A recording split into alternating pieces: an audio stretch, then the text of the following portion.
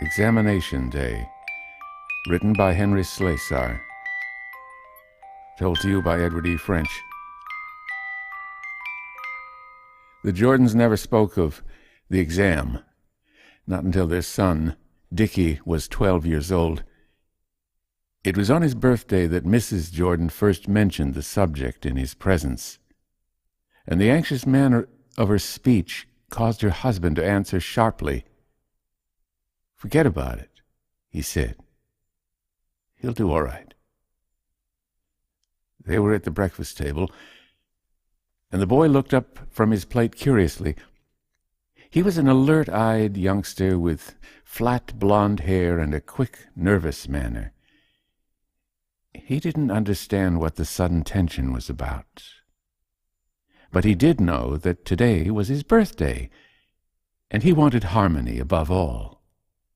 Somewhere in the little apartment there were wrapped, beribboned packages waiting to be opened, and in the tiny walled kitchen something warm and sweet was being prepared in the automatic stove.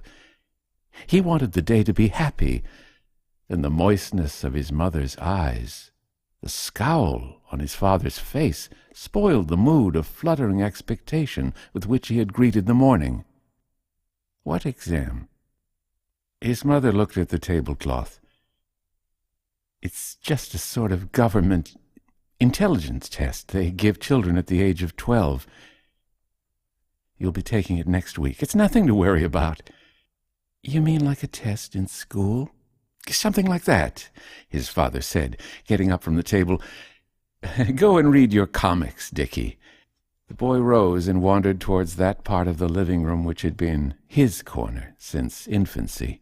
He fingered the topmost comic of the stack, but seemed uninterested in the colorful squares of fast-paced action. He wandered towards the window and peered gloomily at the veil of mist that shrouded the glass. "Why did it have to rain today?" he said. "Why couldn't it rain tomorrow?" His father, now slumped into an armchair with the government newspaper, rattled the sheets in vexation. "Because it just did, that's all. Rain makes the grass grow." "Why, Dad?" "Because it just does, that's all." Dickie puckered his brow. "What makes it green, though, the grass?" "Nobody knows," his father snapped, and immediately regretted his abruptness.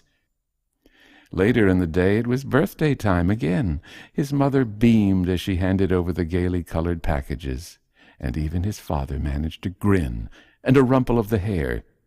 He kissed his mother and shook hands gravely with his father.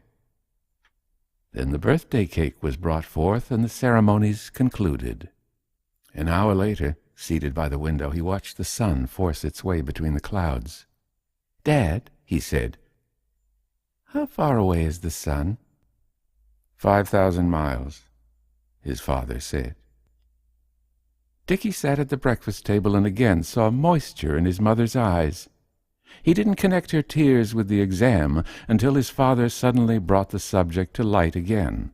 "Well, Dickie," he said, with a manly frown, "you've got an appointment today." "I know, Dad. I hope—" "Now, it's nothing to worry about.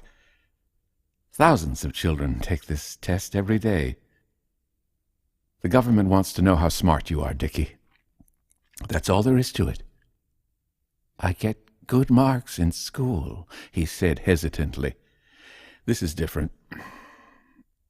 This is a special kind of test. They give you stuff to drink, you see, and then you go into a room where there's a sort of machine." "What stuff to drink?" Dickie said. "It's nothing. It tastes like peppermint. It's just to make sure you answer the questions truthfully. Not that the government thinks you won't tell the truth, but it makes sure." Dickie's face showed puzzlement and a touch of fright. He looked at his mother, and she composed her face into a misty smile. "Everything will be all right," she said. "Of course it will," his father agreed. "You're a good boy, Dickie. You'll make out fine. Then we'll come home and celebrate. All right?" "Yes, sir," Dickie said. They entered the government educational building 15 minutes before the appointed hour. They crossed the marble floors of the great pillared lobby, passed beneath an archway, and entered an automatic lift that brought them to the 4th floor. There was a young man wearing an insignia-less tunic, seated at a polished desk in front of room 404. He held a clipboard in his hand, and he checked the list down to the J's and permitted the Jordans to enter. The room was as cold and official as a courtroom, with long benches flanking metal tables. There were several fathers and sons already there, and a thin-lipped woman with cropped black hair was passing out sheets of paper. Mr. Jordan filled out the form and returned it to the clerk. Then he told Dickie, "It won't be long now. When they call your name, you just go through the doorway at the end of the room." He indicated the portal with his finger. A concealed loudspeaker crackled and called off the first name. Dickie saw a boy leave his father's side reluctantly and walk slowly towards the door. At 5 minutes to 11, they called the name of Jordan. "Good luck, son," his father said, without looking at him. "I'll call for you when the test is over." Dickie walked to the door and turned the knob. The room inside was dim, and he could barely make out the features of the gray-tunicked attendant who greeted him. "Sit down," the man said softly. He indicated a high stool beside his desk. "Your name's Richard Jordan?" "Yes, sir." "Your classification number is 600-115. Drink this, Richard." He lifted a plastic cup from the desk and handed it to the boy. The liquid inside had the consistency of buttermilk, tasted only vaguely of the promised peppermint. Dickie downed it and handed the man the empty cup. He sat in silence, feeling drowsy, while the man wrote busily on a sheet of paper. Then the attendant looked at his watch and rose to stand only inches from Dickie's face. He unclipped a pen-like object from the pocket of his tunic and flashed a tiny light into the boy's eyes. "All right," he said. "Come with me, Richard." He led Dickie to the end of the room, where a single wooden armchair faced a multi-dialed computing machine.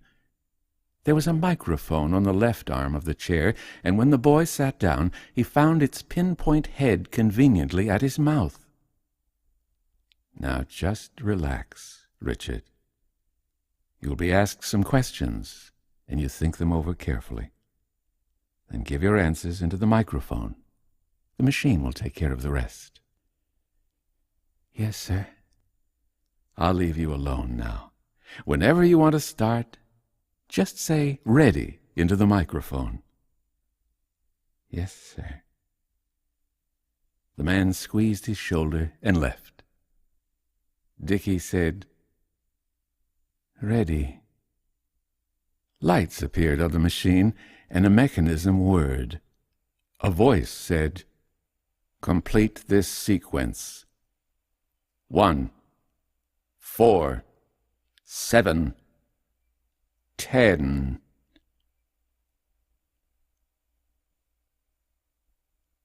Mr. and Mrs. Jordan were in the living room, not speaking, not even speculating. It was almost 4 o'clock when the telephone rang. The woman tried to reach it first, but her husband was quicker. "Mr. Jordan?" The voice was clipped. A brisk, official voice. "Yes, speaking." "This is the Government Educational Service. Your son, Richard M. Jordan, classification 600-115, has completed the government examination. We regret to inform you that his intelligence quotient is above the government regulation, according to Rule 84, Section 5 of the new code." Across the room, the woman cried out, knowing nothing except the emotion she read on her husband's face. "You may specify by telephone," the voice droned on, "whether you wish his body interred by the government, or would you prefer a private burial place?" The fee for government burial is $10.